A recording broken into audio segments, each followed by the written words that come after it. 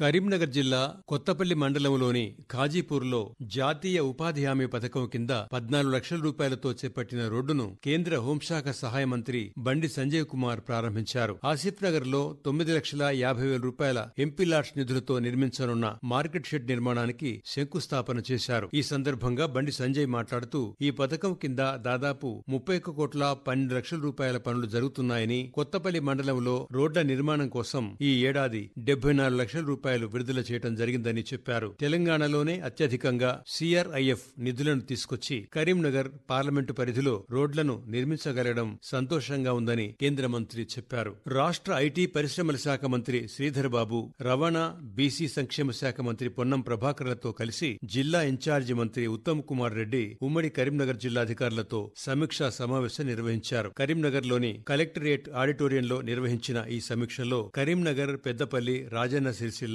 జగిత్యాల జిల్లాల కలెక్టర్లు, పోలీసు అధికారులు, వివిధ శాఖల ఉన్నతాధికారులు పాల్గొన్నారు. ఉమ్మడి జిల్లాకు సంబంధించిన భూభారతి, ఇందిరమ్మ ఇళ్లు, ధాన్యం కొనుగోళ్లు, వానాకాలం సాగు పంటలు వంటి అంశాలను ప్రధానంగా సమీక్షించారు. జిల్లా యంత్రాంగం ఆదేశాల మేరకు మగ్దుంపూర్ గ్రామంలోని ఇటుకబట్టీలలో పనిచేస్తున్న మహిళలకు యూనిసెఫ్ ఆధ్వర్యంలో ఉచిత వైద్య శిబిరంతో పాటు ప్రపంచ ఋతుక్రమ పరిశుభ్రతపై అవగాహన సదస్సు నిర్వహించారు. ఇటుకబట్టీల్లో పనిచేస్తున్న మహిళలకు ఋతుక్రమం సమయంలో పాటించవలసిన జాగ్రత్తలు, పరిశుభ్రత వల్ల కలిగే లాభాలను వివరించారు. చొప్పదండి పట్టణంలోని నల్లాళ్ల బావి వద్ద శాసనసభ్యుడు మేడిపల్లి సత్యం, మాజీ ఎమ్మెల్యే బొడిగె శోభతో కలిసి కేంద్ర మంత్రి Bandi Sanjay Kumar water improvement scheme కు శంకుస్థాపన చేశారు. ఈ సందర్భంగా సంజయ్ విలేకరులతో మాట్లాడుతూ చొప్పదండి మున్సిపాలిటీలో ప్రతి ఒక్కరికి సరిపడా నీళ్లను అందించాలనే లక్ష్యంతో అమృత్ 2వ దశ పథకం కింద 36,30,00,000 రూపాయల నిధులతో పైప్ లైన్, వాటర్ సంప్, ఇతర పనులను చేపట్టినందుకు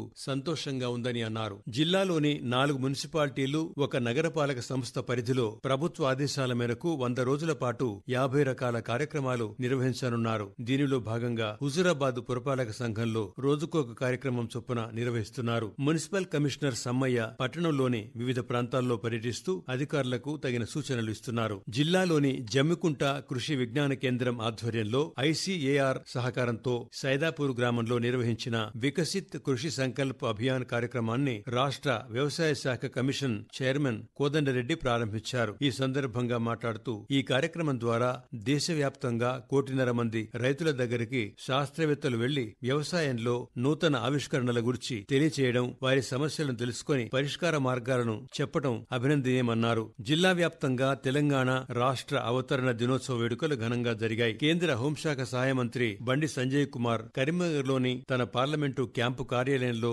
జాతీయ జెండాను ఆవిష్కరించారు. కరీంనగర్ పోలీస్ పరేడ్ గ్రౌండ్స్ లో ఏర్పాటు చేసిన తెలంగాణ రాష్ట్ర అవతరణ దినోత్సవ వేడుకల్లో రాష్ట్ర ఐటీ పరిశ్రమల శాఖ మంత్రి శ్రీధర్ బాబు జాతీయ జెండాను ఆవిష్కరించి పోలీసుల గౌరవ వందనం స్వీకరించారు. ఈ సందర్భంగా శ్రీధర్ బాబు మాట్లాడుతూ జిల్లాలోని 2,626 స్వయం సహాయక సంఘాలకు 785.66 కోట్ల రుణాలను మంజూరు చేసినట్లు చెప్పారు. భారత ప్రభుత్వం రైతుల అభివృద్ధి లక్ష్యంగా దేశవ్యాప్తంగా వికసిత్ కృషి సంకల్ప అభియాన్ ను ప్రారంభించింది. మే నెల 30వ తేదీ నుంచి జూన్ 12వ తేదీ వరకు ప్రతిరోజు 2 గ్రామాల్లో ఈ అభియాన్ కార్యక్రమాలు నిర్వహించారు. జిల్లా వ్యాప్తంగా ఈ నెల 6వ తేదీన ప్రారంభమైన బడిబాట కార్యక్రమం ఈ నెల 19వ తేదీ వరకు కొనసాగింది. ప్రతిరోజు ఒక కార్యక్రమం చొప్పున గ్రామాల్లో తిరుగుతూ విద్యార్థులకు, వారి తల్లిదండ్రులకు అవగాహన కల్పిస్తూ కరపత్రాలు పంచారు.